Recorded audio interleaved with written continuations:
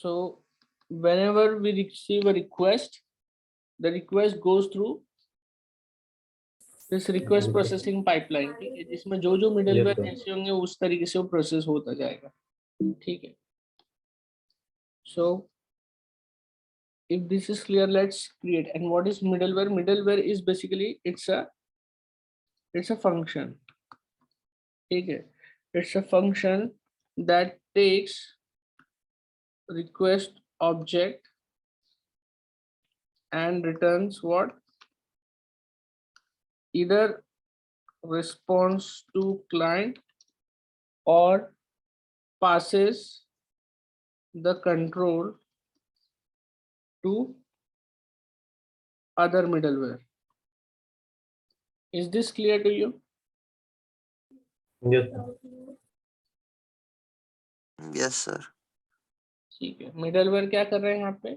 It's a function that takes request object and returns the response to client directly, और जैसे ही request आया एक middleware पे गया, फिर वो मिडलवेयर का काम हो गया दूसरे मिडलवेयर पे गया, फिर finally response. So this is how it works, ठीक है.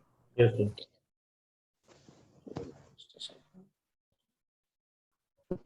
Alright. So let's create our own custom middleware, ठीक है. ये हो गया इनबिल्ट मिडलवेयर था. इनबिल्ट का और भी हम देखेंगे क्या. Let's create a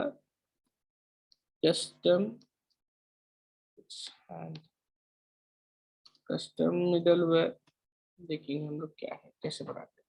so in order to create custom middleware, simply app.use हमको यूज करना है हमेशा, ठीक है. एंड उसके अंदर we need to create a function, ठीक है. Function with 3 params. First is request, third is response, and other one is next. ठीक है. This next always references to the next middleware in the pipeline, ठीक है. जो भी next middleware रहेगा जिसको पास ऑन करना है कंट्रोल, ये उसको रेफर करेगा. क्लियर. सो अब ये मेरा मिडलवेयर बन गया. ये मिडलवेयर में सिंपली मैं क्या करता हूँ, लॉग करता हूँ यहाँ पे, लॉगिंग सम डेटा, ठीक है. ये लॉग कर दिया एंड ये नेक्स्ट पे मैंने इसको मूव कर दिया. ये नेक्स्ट लिखना बहुत जरूरी है, तभी जाके आगे प्रोसेसिंग जो भी होगी पाइपलाइन में आगे कंट्रोल पास ऑन होगा, ठीक है. इसको लिख लेता हूँ. Let's see. अब यहाँ पे मैं कोई भी रिक्वेस्ट मारूं, जैसे ये एक मैंने मारा रिक्वेस्ट, तो यहाँ पे लॉगिंग सम डेटा आ गया, ठीक है, लिख के. Yes, sir. ठीक है. यहाँ पे अगर मैं 1 भी करता हूँ, ये एक और रिक्वेस्ट मारा, तो यहाँ पे फिर से आ गया लॉगिंग सम डेटा. सो क्या हो रहा है, ये हर एक रिक्वेस्ट के लिए काम कर रहा है. Clear. Yes, sir. Yes, sir. This is हाँ, working sir. For all the request. जैसे अगर मैं सिंपली स्लैश भी करता हूँ जो इंडेक्स का राउट है, तो उसके लिए भी लॉगिंग सम डेटा आ गया. ब्लॉग के लिए भी if I call API slash blog slash 2022 slash 02 slash 02, right. यहाँ पे भी लॉगिंग सम डेटा आ गया. Clear. Yes, sir. So this is Yes. The custom middleware जो यूज करा है. What if I comment this thing. Next save करता हूँ मैं और मैं इंडेक्स वाले को ओपन करता हूँ.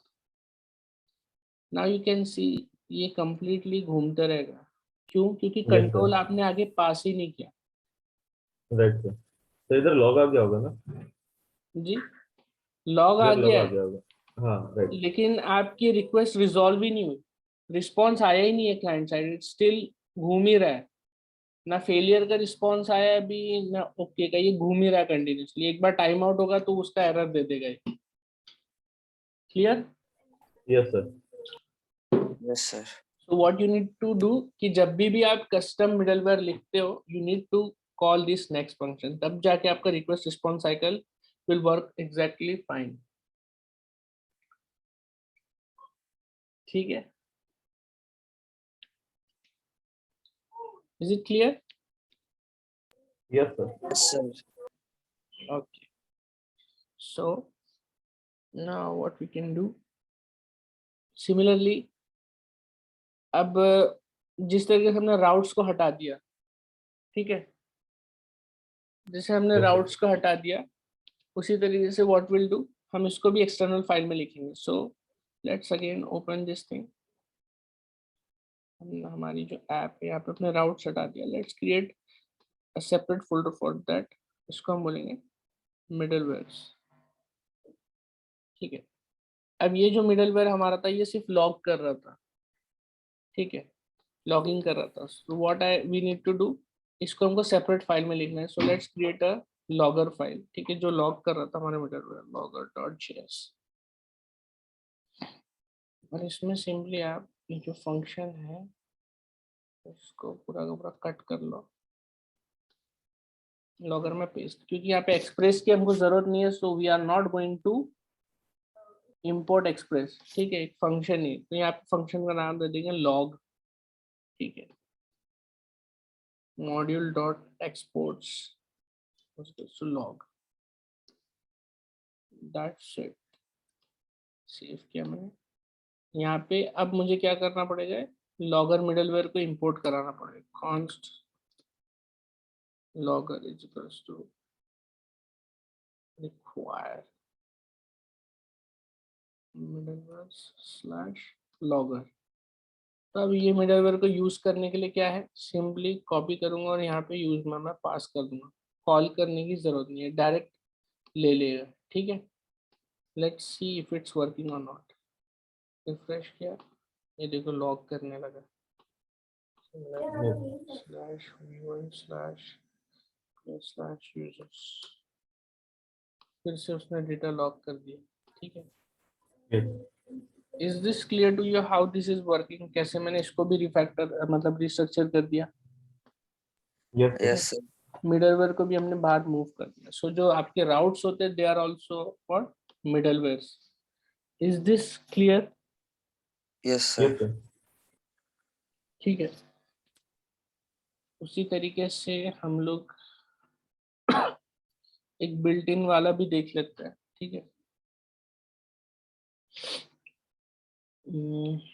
जैसे हम लोग जेसन यूज कर रहे हैं वैसे आप लोगों ने देखा होगा जैसे फॉर्म्स भी हम लोग जैसे सबमिट करते हैं, ठीक ठीक है, है. HTML forms. तो वो जो फॉर्म का Yes, sir. डेटा जो आता है वो URL एनकोडेड होता है. URL एनकोडेड मतलब की वैल्यू फॉर्म में, यानी इस तरीके की equals to value Yes, and sir. Key one equals to value, जो भी की वैल्यू होगा इस तरीके से वो आता है. ठीक है. जब भी आप HTML फॉर्म सबमिट करते हो तो उसका जो फॉर्म का डेटा है वो इस तरीके से जाता है सर्वर पे. इसको बोलते हैं Yes, sir. URL encoded. ठीक है. तो ये वाली अगर मान लीजिए एक्सप्रेस में अभी जैसे हमने यहाँ पे यहीं पे ही देख लेता है, यहाँ पे हमने रॉ किया था. सो रॉ की जगह if I do form encode करके यहाँ पे भेजता हूँ मैं, की में नेम भेजता हूँ और यहाँ पे वैल्यू में डालता हूँ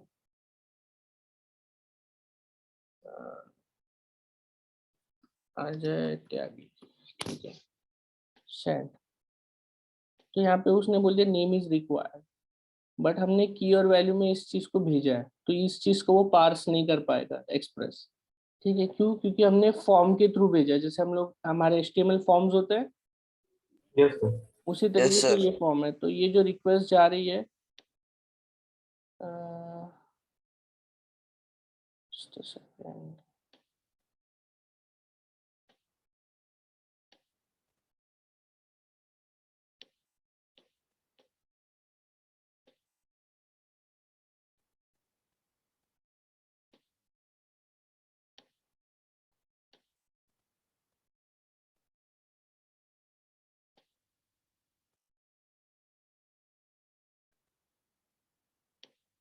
ठीक है. ये इस तरीके से डेटा हमारा जा रहा है. ठीक है. ये जो भी डेटा जाएगा वो इस फॉर्म में जाएगा, की एंड वैल्यू फॉर्म में. सो अगर आपको फॉर्म का भी डेटा आपको एक्सेप्ट करना है, ठीक है, तो सिंपली आप एक और मिडलवेयर यूज करोगे. इनबिल्ट मिडलवेयर है ऐप डॉट यूज में एक्सप्रेस डॉट URL एनकोडेड. इसको सेव कर लेंगे. ठीक है. हम तो अभी यहाँ से अगर आप इसको सेंड करोगे तो ये ले लेगा. Yes sir. ठीक है, तो ये क्या हो गया, ये HTML फॉर्म का भी डेटा अब आपका वो करेगा। ठीक है, यहाँ पे कुछ हमको एरर दे रहा है, बॉडी पार्ट से डेप्रिकेटेड, प्रोवाइड एक्सटेंडेड ऑप्शन। तो आपको यहाँ पे एक्सटेंडेड ट्रू करके आपको भेजना है। ठीक है, एक्सटेंडेड ट्रू करने से क्या होता है कि आप यूआरएल में कॉम्प्लेक्स चीजें भी भेज सकते हो, जैसे एरेज एंड ऑब्जेक्ट्स भी आप यूआरएल के थ्रू भेज सकते हो। ठीक है, ओके। ये एरर भी चले जाएगा। क्लियर? तो इस तरीके से यस आपने सर। फॉर्म डेटा का भी भेज दिया। ठीक है, उसी तरीके से एक और हमारे पास बिल्ट इन मिडलवेयर है। जैसे कि हमारे वेब ऐप में इमेजेस होती है या फिर CSS फाइल्स होती है, JS फाइल्स होती है, जो कि एक्सटर्नली एक्सेसिबल होती है। ठीक है, राउट पे आप डाल दो उसका नाम तो दिखने लगती है। जैसे अगर मैं यहाँ पे sam.png कर दूं, जो इमेज होती है यार, आपको मालूम यस होगा सर। डायरेक्टली एक्सेसिबल होती है यूआरएल में, कोई राइट भी सर। वेबसाइट की हो। तो वो सब जो चीजें होती है उसको कहते हैं स्टैटिक कंटेंट। क्या कहते हैं? Static content. Static ठीक। content. तो जो भी आपका CSS फाइल हो गई या और भी डिफरेंट डिफरेंट चीजें जो है वो स्टैटिक कंटेंट में आएगी। तो वो सारी की सारी चीजें क्या है, यूआरएल के थ्रू एक्सेसिबल होती है। ठीक है, यानी एग्जांपल अगर मैं ले लूँ, वेबसाइट बताओ यार अच्छी वाली, छोटी वाली। सर ये लॉरेंस जो था, हम्म लॉरेंस जो था, लॉरेंस एक्सचेंज। जैसे कि ये वेबसाइट ले लेते हैं, मैं इंस्पेक्ट करता हूँ इसको। नेटवर्क पे आप देखोगे, यहाँ पे देखो ये इमेजेस आ रही है, यहाँ कुछ पीएनजी, फिर से रिफ्रेश करता हूँ।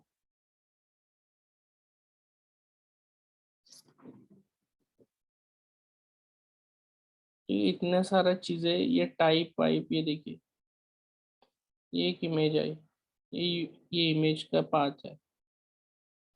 अगर मुझे यस। देखना है, मैं कॉपी करूंगा, ये इमेज कौन सी, मैं पेस्ट कर दूंगा। तो ये वाली इमेज मेरी वेबसाइट पे कहीं ना कहीं लगी है, यहाँ नीचे में,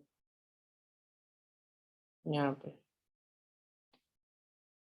टेनिस हिपस्टर, यही कहीं होगी। ठीक है, नेक्स्ट पार्ट में सर ये नेक्स्ट पेज यहाँ पे। ठीक है, लास्ट। तो ये हमारी इमेज क्या है, इट्स एक्सेसिबल बाय यूआरएल। सो ये जो है ये स्टैटिक कंटेंट होता है। ठीक है, तो ये अगर आपको आपकी ऐप में डालनी है, एक्सप्रेस ऐप में, so what you need to do, आपको अपने प्रोजेक्ट में एक पब्लिक फोल्डर आपको बनाना होगा, जो भी आप नाम दे दो, स्टैटिक दे दो। ठीक है, तो मैं यहाँ पे एक फोल्डर क्रिएट करूंगा पब्लिक नाम से। ठीक है, पब्लिक फोल्डर है। ठीक है, वो पब्लिक फोल्डर में जो भी मैं चीज डालूंगा वो बाहर से इन द यूआरएल एक्सेसिबल रहेगी। तो उसको यूज करने के लिए हमको लिखना पड़ेगा app.use।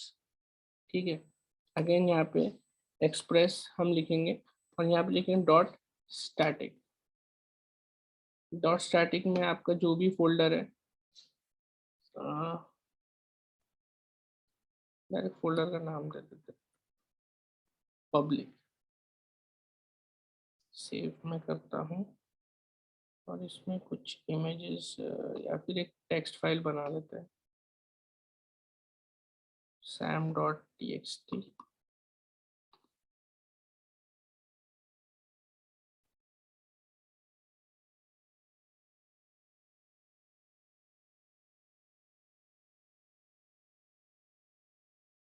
टेम्पलेटिंग अच्छा है यार, लिप्सम में नहीं आ रहा। ठीक है, ये कुछ डेमो डेटा है। ठीक है, ये मैंने sam.txt में डाल दिया। नाउ मैं यहाँ पे sam.png की जगह txt कर देता हूँ। ये देखिए स्टैटिक डेटा आ गया URL. Can you see yes this Yes, sir. Yes. Yes, sir? sir. So we use this middleware, ये भी एक मिडलवेयर है, to serve the static content to the client. ये हमारा क्लाइंट साइड है। सो फ्रॉम सर्वर हम इस तरीके से जो भी पब्लिक फोल्डर में हम चीजें डालते जाएंगे, it is accessible in what, with this. इस तरीके से आप डायरेक्ट उसको एक्सेस कर सकते हो। क्लियर? सो ये थे यस सर। बिल्ट इन मिडलवेयर्स कुछ जो हम लोग यूज करेंगे, ठीक है, और भी है, ठीक है, ये इंपॉर्टेंट वाले, ठीक है। यूआरएल एनकोड से आप यूआरएल एनकोडेड रीड कर सकते हो, स्टैटिक से आप स्टैटिक कंटेंट सर्व कर सकते हो, ठीक है। Then we have what third party middleware. So third party middleware के लिए मैं सिंपली एक्सप्रेस की साइट पे जाता हूँ, एक्सप्रेस जेएस।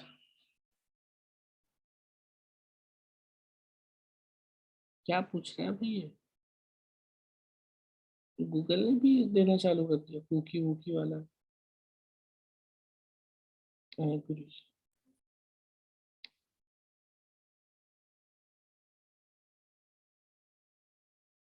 सो यहाँ पे आप रिसोर्सेस में जाएंगे, यहाँ पे एक मिडलवेयर का ऑप्शन, ठीक है, ये रिसोर्सेस में मिडलवेयर, यस यहाँ सर। पे आपको लाइन से पूरे मिडलवेयर मिल जाएंगे। ये जो एक्सप्रेस के है,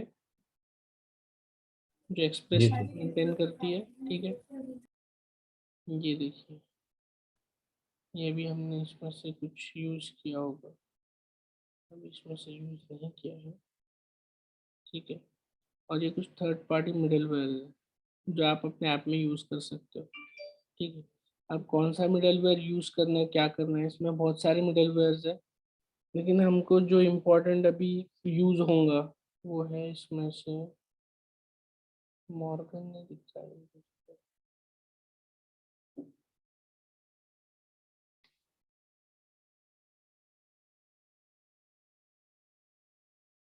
ये देखो इतने सारे मिडलवेयर,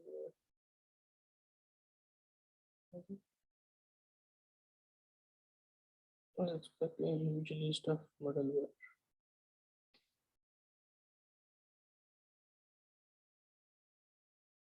मॉर्गन है दिखा थोड़ा, ठीक है। मॉर्गन है एचटीटीपी रिक्वेस्ट लॉगर, ठीक है। Yes sir. मॉर्गन को यूज करने के लिए क्या करना पड़ेगा मुझे, npm i मॉर्गन करना पड़ेगा। सर्वर को बंद कर दिया मैंने, npm इंस्टॉल मॉर्गन। ये एक थर्ड पार्टी मिडलवेयर है। मॉर्गन क्या करता है, सिंपली जो भी आपकी एचटीटीपी रिक्वेस्ट आती है, जो भी क्लाइंट साइड से आती है, तो पूरी इंफॉर्मेशन वो लॉग करता है, ठीक है। जी सर। तो आपको पता चलता है कि कहाँ से रिक्वेस्ट आ रही है, क्या आ रही है, ठीक है।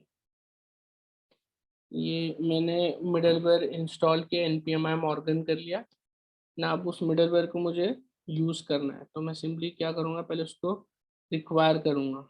Late me go on top, यहाँ पे मैं करता हूँ const morgan is equals to require Morgan, ठीक है। नाउ सिमिलरली यूज करने के लिए app dot use Morgan. Morgan में कुछ आपको चीजें मिलती है कि आपको किस टाइप का करवाना है logging, combined, common, dev, short, tiny. Let's go with tiny. इसको सेव किया टाइनी को मैंने, let me start my app. अब देखिए ये रिक्वेस्ट मैं एंटर करूंगा, तो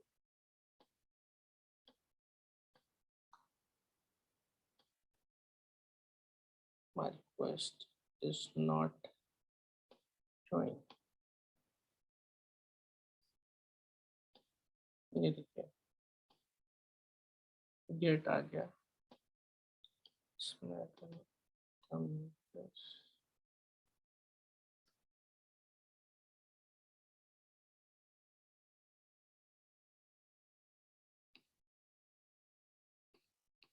ये देखिए कहाँ से आई रिक्वेस्ट, ये आईपी एड्रेस है, मेरे लोकल सर्वर का है, कौन से तारीख पे आई और कितने बजे आई, जीएमटी टाइमिंग, यस सर।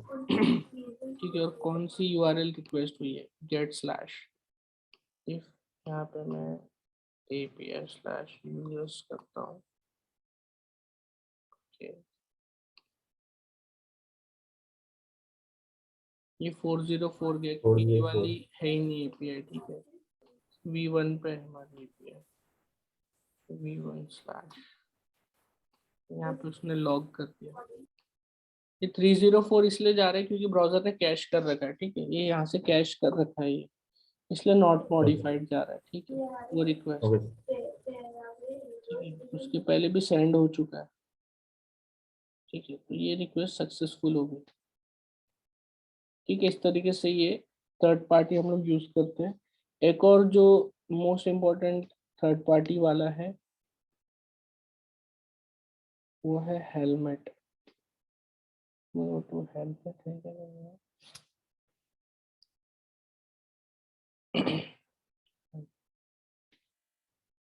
ये डिफरेंट HTTP हेडर सेट करता है हेलमेट, तो हेलमेट भी एक और इम्पोर्टेंट थर्ड पार्टी मिडलवेयर है, npm i हेलमेट। उसी तरीके से CORS भी है, कोर्स रिक्वेस्ट वाला, जब आप नोड रिएक्ट के थ्रू जब आप मारोगे एक आधी API तो आपको एरर आएंगे, ठीक है, not access from this and that, ठीक है। और आप कोशिश करिए अपने एक्सप्रेस सर्वर में एक API बनाइए, उसको आप अपने रिएक्ट ऐप से रिक्वेस्ट सेंड करिए, you'll get an error। ठीक है, तो यहाँ हेलमेट मैंने इंस्टॉल कर लिया है। नाउ मैं हेलमेट को यहाँ पे रिक्वायर करूँगा, const helmet is equals to require helmet, and simply उसको यूज करने के लिए हम इसके ऊपर भी डाल सकते हैं app.use helmet, that's it। बाकी एक काम खुद संभाल लेगा, ठीक है, बस इतना ही लिख। ये वर्क क्या करता है, it's express middleware, it also works with connect if you need support 15 smaller middlewares। ये देखिए ये सारी कुछ चीज़ों के अराउंड वर्क करता है। डिफरेंट हेडर्स होते हैं, एक्चुअली क्या होता है आप खुद गूगल मार के चेक कर सकते हैं, ठीक है। तो ये एक मिडलवेयर काम करे हेलमेट, ठीक है। यहाँ तक क्लियर कैसे थर्ड पार्टी मिडलवेयर हम यूज करते हैं नॉन। Yes Yes, sir. Okay, so और क्या हम कवर कर सकते हैं इसमें,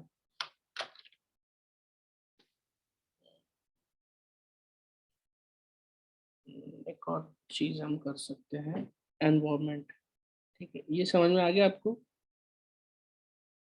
yes sir third party, let's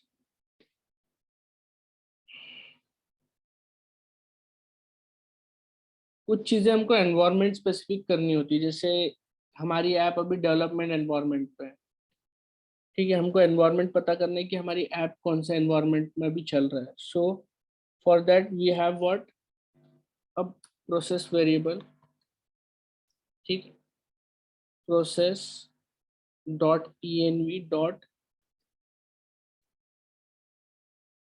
node env, ठीक है, ये एक वेरिएबल है जिसके थ्रू हमको मिलता है कि हमारी नोड कौन से एनवायरनमेंट में। अगर मैं इसको रिफ्रेश करूं तो ये अनडिफाइंड आई थी एक्चुअली स्टार्टिंग में, जैसे हमारी ऐप लोड हुई अनडिफाइंड है, अनडिफाइंड मतलब आपकी डेवलपमेंट एनवायरनमेंट पर, ठीक है। Process dot env dot node environment आपको, अगर आपने कोई प्रोडक्शन एनवायरनमेंट सेट नहीं कर रखा है तो it will always return you what undefined, मतलब डेवलपमेंट एनवायरनमेंट में है, ये समझ में आएगा। इसी तरीके से इंटरनली ऐप के थ्रू भी हमको एक चीज़ मिलती है जिससे हम एनवायरनमेंट पता कर सकते हैं हमारी ऐप अभी कौन से एनवायरनमेंट में चल रही है, डेवलपमेंट, प्रोडक्शन या स्टेजिंग, ठीक है।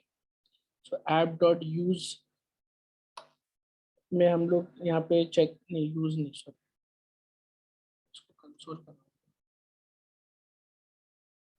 ऐप डॉट गेट, ठीक है, गेट में मैं सिंपली पास करूंगा env, इसको सेव किया मैंने, देखिए यहाँ पे अभी दो चीज आ रही है, एक यहाँ पे सर्वर स्टार्ट करने के बाद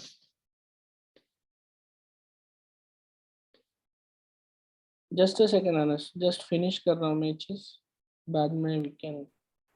यहाँ पे आपको मिल गया ऐप डॉट गेट env में यहाँ पे डेवलपमेंट लिख के आ गया, अगर आप प्रोडक्शन में चला रहे हो अपना सर्वर, ठीक है, तो आप यहाँ से एक्सपोर्ट करवा सकते हो node env is equals to production. ठीक है, फिर से नोड बॉन चला दिया मैंने। अब देखो यहाँ पे प्रोडक्शन लिख के आ रहा है। Yes sir.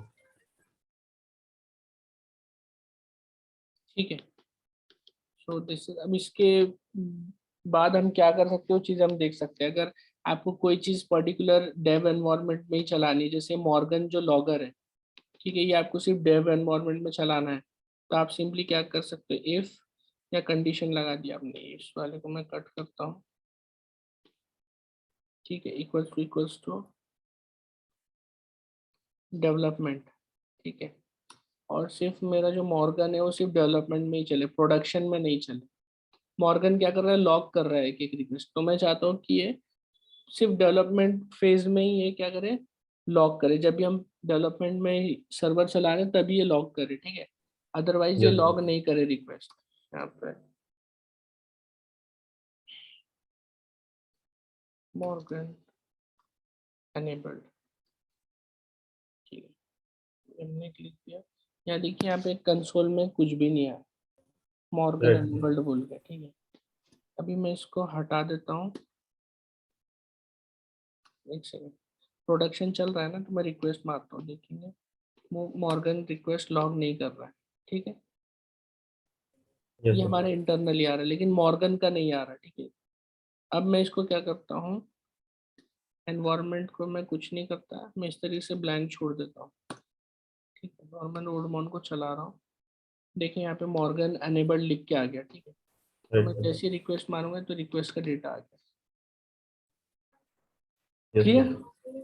So that was Yes. कि आप डेव एनवायरनमेंट या कोई भी एनवायरनमेंट के इस पे आप कर सकते हो। Next will continue tomorrow, okay, Okay. जो भी पार्ट है। I hope this is clear to you, हमने यहाँ पे क्या किया। Yes, sir. Yes, sir.